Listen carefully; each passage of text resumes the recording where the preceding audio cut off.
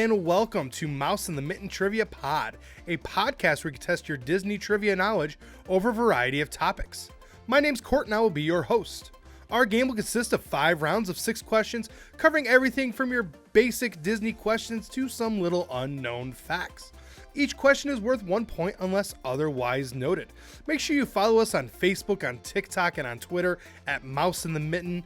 And make sure you're also following us on YouTube at Mouse in the Mitten as well.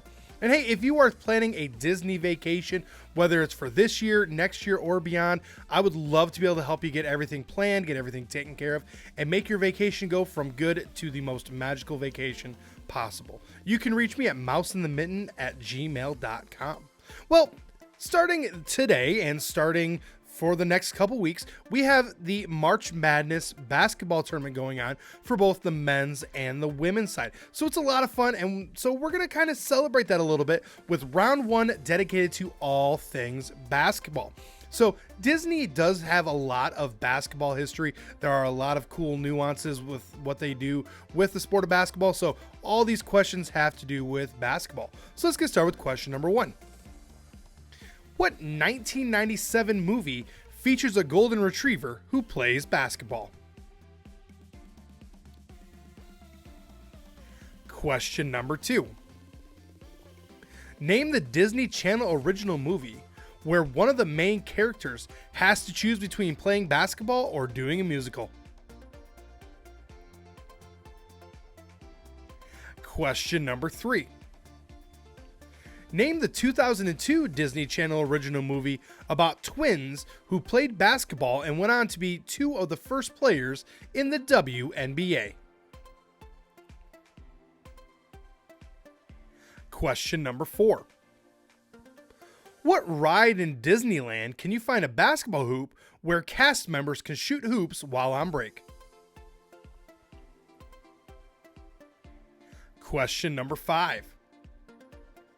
What 2006 movie is about the 1966 Texas Western men's basketball team and stars the voice of Home Depot as the head coach, Don Haskins? And question number 6. Name the 2009 movie about a chicken mascot who plays a key role in the basketball team's success.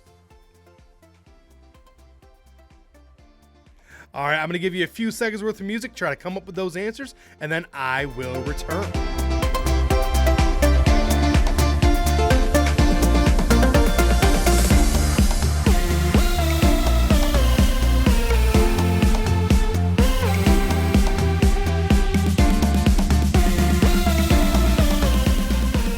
All right, let's get you some answers here on basketball. So question number 1.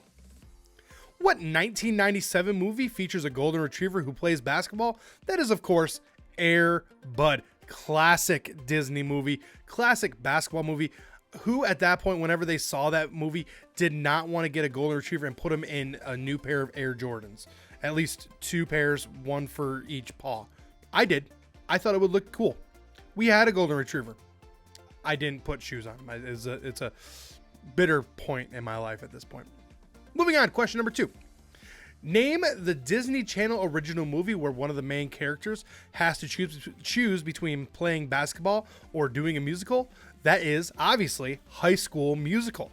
It is a classic Disney Channel original movie, and it seems like there are a lot of Disney Channel original movies surrounding basketball. I think part of the reason is it's a sport that's very popular here in the US and fairly inexpensive to be able to equip everyone. So I think that's one of the main reasons why we see basketball in so many Disney Channel original movies. Question number 3. Name the 2002 Disney Channel original movie about twins who played basketball and went on to be 2 of the first players in the WNBA. Well, that would be Double Teamed. Now, we could debate 4 days on whether or not there was a travel. There was. That's the fact of the matter. She traveled. The move was illegal. There was no way that everything happened in that short of a time span. You know, it's a Disney Channel original movie. Question number 4. What ride in Disneyland can you find a basketball hoop where cast members can shoot hoops while on break? Well, that is the Matterhorn. There were always rumors that there was a full court basketball court in there and that sort of stuff. But when you see like the behind the Imagineering and all that, you will see there's a basketball hoop back there. But there's always been one hoop, but definitely not more than that. Definitely not enough room for a full basketball court. But definitely there's a basketball hoop back there, a couple of balls. So it's there. Question number 5. What 2006 movie is about the 1966 Texas Western men's basketball team and stars the voice of Home Depot as head coach Don Haskins? That is Glory Road. It is a very good movie. Now, if you don't know the story about 1966 Texas Western team, that was the first time that all 5 starters were African American. And actually, they ended up having a total of 7 African Americans on the team, and they all played in that championship game, and they won. And it's a really cool story. I recommend watching it. I will warn you, there are some language issues in there. So if you have kids, I recommend, and you want to show them that movie, watch it first and then decide on certain scenes if you want to bypass some of those. Last but not least, question number 6. Name the 2009 movie about a chicken mascot who plays a key role in the basketball team's success. That is Hatching Pete. Now, I, for some reason, have a memory of this movie, but I have never seen it. I have zero desire to see this movie. It's probably one of the reasons why you and I have you've probably heard of it, but I have not seen it, and I have zero desire. It's where it's 2 friends. One guy's the mascot. He's very outgoing. The other guy is not as outgoing. Something happens, and the one who's not as outgoing has to be the mascot for the basketball team, and it seems not my cup of tea, but definitely a fun time of year for me as a big sports fan as well. So look forward to it, and hopefully, if you're not a big March Madness fan, maybe some of these movies will put you in to the basketball mindset. Continuing on now into round number 2. Round number 2 is our fast facts round. This round is filled with simple questions that have simple answers. Today's category is where to eat in Disney World. So for this round, what's going to happen is I'm going to name a restaurant in Disney World. You just have to tell me, what park would you find that restaurant? I stuck to just parks. I'm not looking for, what could this park be, or what park is near this, what hotel is it in, resort is it in? Nope, we are sticking to just the parks. So let's get started with question number 1. Be our guest. Question number 2. Roundup Rodeo Barbecue. Question number 3. Flame Tree Barbecue. Question number 4. 9 Dragons. Question number 5. Spice Round Table. And question number 6. The Diamond Horseshoe. I'm getting hungry just thinking about all these places to eat. So let's go over these answers and we'll talk a little bit more about each one a little bit. So question number 1. Be Our Guest. That is in Magic Kingdom. Now, Be Our Guest. Cool atmosphere. The food is okay. Is it worth the price point? Right now, for me, it's a no. The food is good. I went a couple years ago. It's one of those where if you want the Disney authentic experience, try it. But once is good enough for me. You can get far better food at a far lower price right there in Magic Kingdom by itself. Question number 2. Roundup Rodeo Barbecue. That one is in Hollywood Studios. Yes, if you get a chance, do this one. It is delicious. Highly recommend it. Question number 2. Flame Tree Barbecue. Yes, this one's also a yes for me, and this one is in Animal Kingdom. Highly recommend this one. Cannot recommend it enough. My recommendation is once you get your food, go behind the restaurant, down these stairs, and there's a little seating area right there on the river. It's very calm. It's very serene. It's shaded, which there isn't a ton of at Animal Kingdom, so you take advantage of that. Highly recommend it. Question number 4. 9 Dragons. That one is at Epcot. And again, this one is a yes. Highly recommend, but it's also one of those potential one and done restaurants as well. Just that price point alone says that as well. Question number 5. Spiced Round Table. This one is in Epcot. Now, this is the only one on this list I have not eaten at. And from what I've been told, it's good. Definitely a one where if you're looking for a quick bite to eat, definitely a good one to go to. And then question number 6. The Diamond Horseshoe. That one is in Magic Kingdom. I will defend this one until I can no longer defend it. This one is a great value. It is highly underrated. And I think it's because the atmosphere is super awkward. Because it's so quiet in there. But yet with a name like the Diamond Horseshoe, you would think it'd be a little more interactive. But it is super quiet. But the food was so good. It is so good. It is worth it, in my opinion. It is right there in Adventureland. You can... It's really, really cool. I recommend it every single time. But again, it's a little bit of an awkward atmosphere as well. Just got to kind of deal with that one. But again, some really good food options. And this is just the tip of the iceberg. This one we might return to again. And we might even focus exclusively on resorts at that point. Continuing on now to round number 3. Round number 3 is our connecting the circles. For this round, I'm going to ask you 5 questions that may or may not be Disney related, but the answers do relate to each other in some way through Disney. And that's going to be the 6th question, is what is that connection? So first 5 questions may or may not be Disney related, but all the answers do connect in some way through Disney. So let's get started with question number 1. What movie made its debut at the Superdome in New Orleans 2 days before its theatrical release and stars Tom Hulce, Demi Moore, and has one of the best villain songs of all time, Hellfire? Question number 2. In a standard deck of cards, you can play with 3 kinds of royalty: kings, queens, and what other suit? Question number 3. Name the Richard Dreyfuss movie that is about a classical musician who must take a teaching job to pay the bills instead of writing his orchestral masterpiece. Question number 4. What movie features a mom and dad named Pongo and Perdita?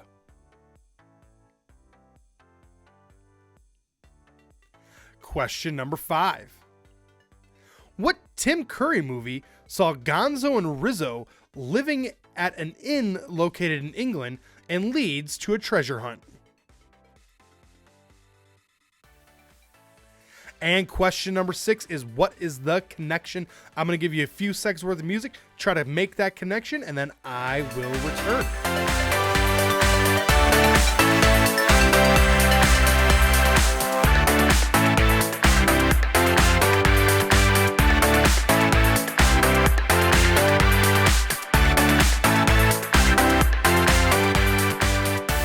All right, let's see if we can connect those circles. So question number 1. What movie made its debut at the Superdome in New Orleans 2 days before the theatrical release and stars Tom Hulce, Demi Moore, and has one of the best villain songs of all time, Hellfire? That is The Hunchback of Notre Dame. Again, a classic Disney movie. Great songs, great voice actors, a lot of fun, very well animated. Definitely a very good movie. Question number 2. In a standard deck of cards, you can play with 3 kinds of royalty: kings, queens, and what other suit? Well, that would be jacks. Obviously, you got your kings, you got your queens, you got your jacks, jokers. You know, once in a while they can get mixed in, but definitely in your standard 52 card deck, kings, queens, and jacks. Question number 3. Name the Richard Dreyfuss movie that's about a classical musician who must take a teaching job to pay the bills instead of writing his orchestral masterpiece. That was Mr. Holland's Opus. Now, this one is a very good movie. I think it's undervalued for how good it really is. Now, I am a little biased. The guy who wrote it is an alumni of one of the schools I went to. He's from the same area I was born. So I'm a little bit biased, but it's still a very good movie with some actors who that's one of their first movies or an early movie within their acting career that are very familiar now. Question number 4. What movie features a mom and a dad named Pongo and Perdita? That is 101 Dalmatians. Pongo is actually on my sweatshirt. I'm wearing my Disney Dad sweatshirt again today, and that one's Pongo. And everyone points to Pongo and says that's the dog from 101 Dalmatians. It's a Dalmatian. Of course it is. What's his name? Pongo. Question number 5. What Tim Curry movie saw Gonzo and Rizzo living at an inn located in England and leads to a treasure hunt? That is, of course, Muppets Treasure Island. Hopefully, Gonzo and Rizzo seeing those names led you down the path of the Muppets. So hopefully you're able to gather those all together as well. So we had answers such as The Hunchback of Notre Dame, Jack, Mr. Holland's Opus, 101 Dalmatians, and Muppets Treasure Island. The connection there, all those movies from Disney came out in 1996. So if you had said, all came out in 96, all released in 96, whatever way you want to slice that one, all these movies came out in 1996. Obviously, already talked about Hunchback of Notre Dame. We're talking about for Jack, that's Robin Williams, where he's born, but he grows up super fast. So Robin Williams is a grown adult size person going to 5th grade. Again, it's a classic Robin Williams movie. Highly recommend. Already talked about all the other ones. Again, some very classic movies here. 1996 was a good year for Disney in terms of movie releases. Maybe not initially, but certainly in the long term. Continuing on now into round number 4. Round number 4 is typically reserved for movie anniversaries. There were no good movies that came out this week. So instead, we're going to change it up to a different anniversary. And this round is going to be titled Pirates of the Caribbean. So this week in the history of Disney is when the original Pirates of the Caribbean ride opened. So all these questions have to do with the ride, Pirates of the Caribbean, and with some of the nuances that come on the ride. And it's one of my favorite rides and attractions. Every time I go to Disney, I have to do Pirates. It always amazes me and always makes me smile, and I love going on that ride. So all these questions have to do with Pirates of the Caribbean ride. So let's get started with question number 1. Within 2, what year did Pirates of the Caribbean open in Disneyland? Question number 2. What song do you hear at various parts of the ride, and is the song closely associated with Pirates of the Caribbean? Question number 3. What year did Captain Jack Sparrow make his debut at the Pirates of the Caribbean ride? Question number 4. Magic Kingdom, Tokyo Disneyland, and Disneyland Paris all have their version of pirates in what land? Question number 5. What part of the Caribbean is the ride based on? And question number 6. Outside of the Disneyland version, what letters are seen entwined in the iron railing? All right, I'm going to give you a few seconds worth of music, and then I will return.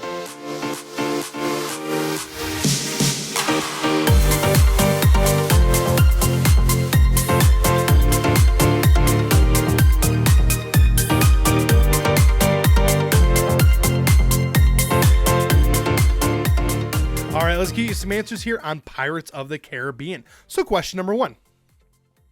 Within 2, what year did Pirates of the Caribbean open in Disneyland? Well, that would be March 18, 1967. So in order to get the point there, you would have had to say between 1965 and 1969. And that is the original location, and that is the original ride. Obviously, you could tell just by the year.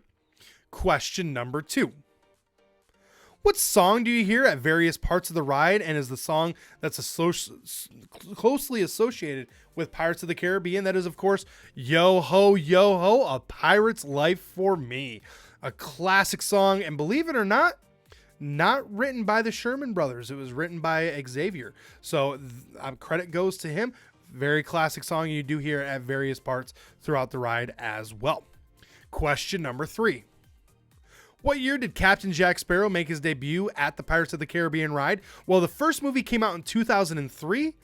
He made a first appearance in 2006 when they refurbed the ride in 2006. That's when they put Jack Sparrow in 3 different locations on the ride. Question number 4. Magic Kingdom, Tokyo Disneyland, and Disneyland Paris all have their version of Pirates in what land? Well, that would be Adventureland. They all have it in the same spot. Now, in Disneyland, it's in New Orleans Square. So a little bit different of a location, but for Disney World, for Paris, and for Tokyo, it's in Adventureland. Question number 5.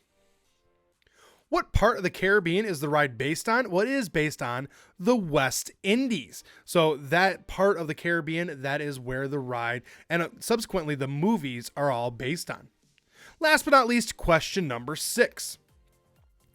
Outside of the Disneyland version, what letters are seen entwined in the iron railing? Well, those letters would be WD and RD for Walt and Roy Disney. So yeah, they had their handprints all over this, especially Walt had his fingerprints all over this ride. So they chose to honor both of them by, when you look at the railing on the outside part of the ride, you can see their initials entwined into it. It's actually a really cool honorary part to them. But again, this is one of my favorite rides, one of my favorite attractions.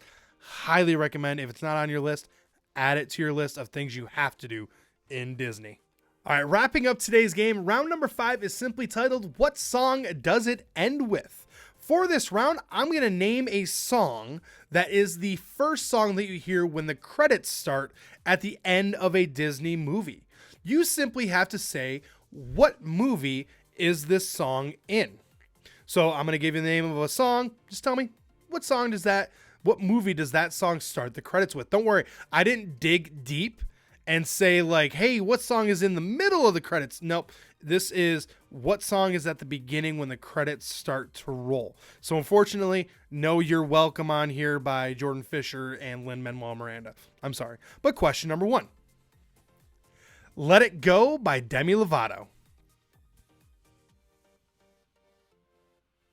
Question number 2. A Whole New World by Pablo Bryson and Regina Belle.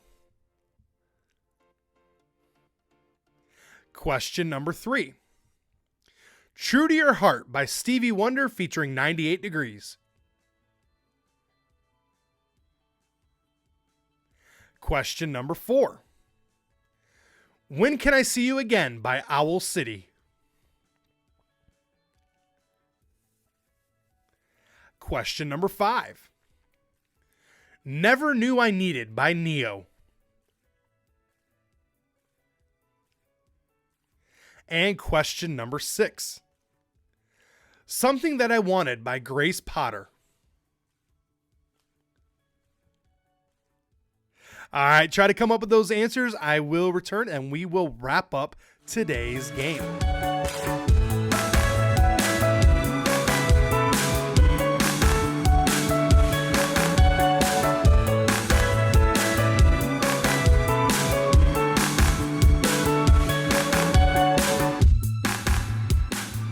All right, let's get some answers so we can wrap up today's game. So question number 1. Let It Go by Demi Lovato. That is, of course, Frozen. Great version of the song. It's just really cool how they start with that. Right, like they don't start right at the beginning of the song. Instead, they start with the chorus and then they come back around. Very good version and a really cool way to start the credits for Frozen. Question number 2. A Whole New World by Pablo Bryson and Regina Belle.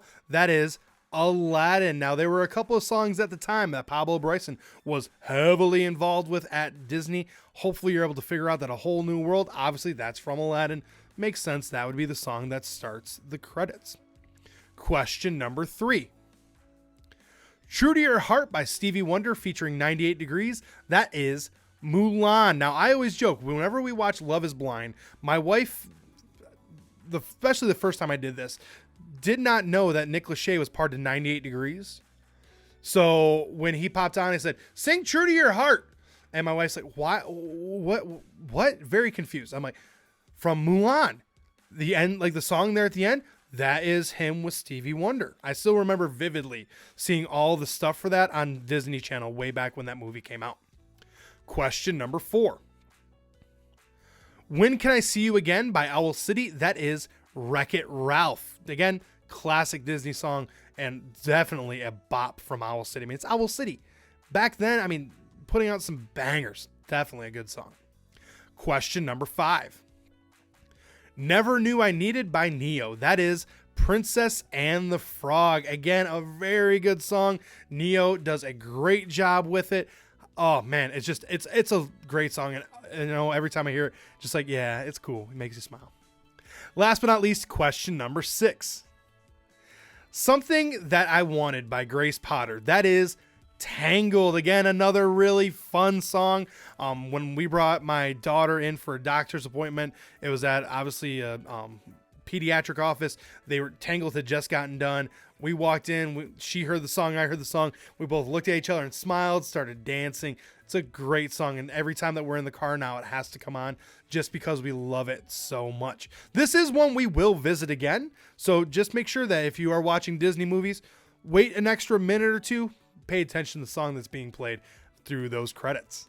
Well, I want to thank you for tuning in this week. I will return next Thursday with more questions and more fun. Make sure you're following us on Apple Podcasts. If Apple isn't your thing, make sure you're subscribed everywhere else.